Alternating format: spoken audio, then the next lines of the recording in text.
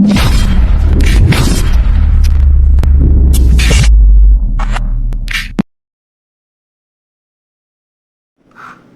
guys, Bismillahirrahmanirrahim. Good morning sa ating lahat and shout out sa lahat ng Filipino Association of Safety Professionals members and officers.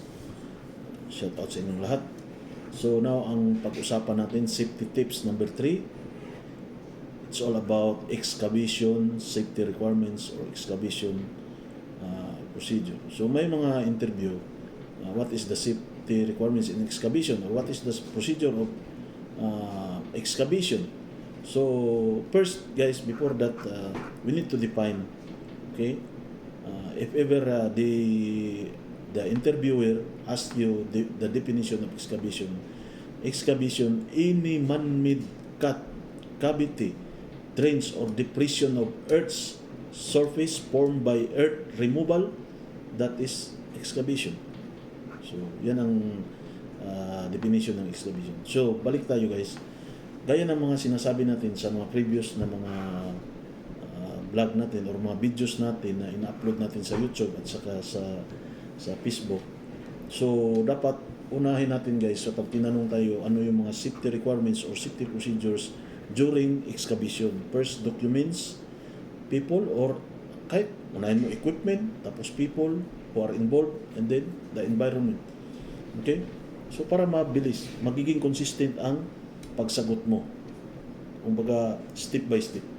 So, question is, what is the safety requirements or safety procedure during excavation? The answer is, sir, the safety requirements or safety procedures during excavation, we need to ensure that all the documents should be approved, like method statement of excavation, approved drawing, approved rescue plan for excavation, approved risk assessment for excavation, approved JSA for risk assessment, work permit, and we need to ensure the soil testing, what type of soil before we excavate. So kailangan alam natin yung type of soil, type A, type B, type C soil. Then prior for excavation, sir, we need to check if there is no any underground utilities using by cable detector or metal detector. Then the equipment being used should be inspected. If they are going to use excavation, sir, or excavator, sir, we need to check the excavator if this is inspected by third party and or passed by inspection by approved third party provider, and this equipment is in good condition. The operator should competent and certified as per the equipment that he is being operate. Then all the workers or people involved during excavation, they should be trained and aware what are those hazards associated in excavation. The environment, we should check if there is no any nearby existing utilities, facilities, if there is no any sign of toxic materials near on the during excavation. So that are those example of environmental the environmental activities, okay, inside the perimeter of excavation activities. So yun ang mga sinasagot natin guys, ganyan lang pagsagot. Then maybe there is a follow-up question. They will ask you what are those hazards associated in excavation. Maybe you can answer hazard. There are a lot of hazard associated in excavation. One of these is cave-ins. Okay, cave-ins or cave-in. Underground utilities like electrical, telephone lines, sewer lines, water lines, fuel lines or gas line.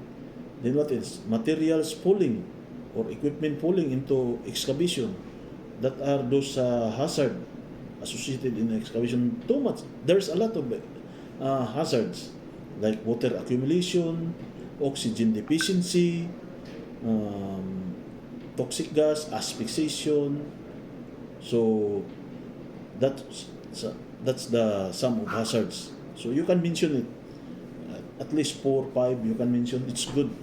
So ganyan po ang pagsagot ng pag in-interview tayo about sa excavation. So I hope mga kaibigan, mga kampi, mga kaligtas, ay sa video ito ay mayroon na naman kayong natutunan, kunting kaalaman lamang po based sa ating na-experience, based sa ating mga naranasan ng mga interview, maging safety consultant ka man, safety manager, safety officer, dapat lagi tayong handa sa mga iba't ibang klaseng interview.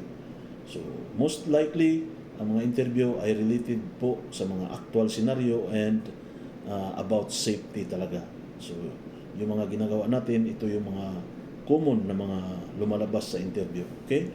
So, shout out sa ating lahat ng mga Filipino Association of Safety Professionals members and officers. Shout out sa lahat ng mga taga-subaybay natin. So, I hope don't forget to subscribe, to like, and to like our notification bell para lagi kayong updated sa ating mga video na gagawin. At para ganahan naman tayo gumawa ng video. Actually guys, hindi po ako nangangarap or nag-expect ng mayroong kita sa YouTube. But kung mayroon man, kung darating ang panahon, ay alam nyo na kung saan natin pwedeng gamitin ito. Gagamitin natin sa ating FASP Association, inshallah. So maraming salamat at maraming mabuhay tayong lahat, lalo na ang ating mga OFWs and ating mga kaligtas. So walang ibang masasabi or grupo na makapagsabi na tayo mga kaligtas ay nabuo yung ating grupo, yung Filipino Association of Safety Professionals, with one ultimate goal: love the God, serve the God, and serve our Filipino people, or kumbaga sa ating nasyon, and of course to all humanity. Okay? Thank you and bye-bye.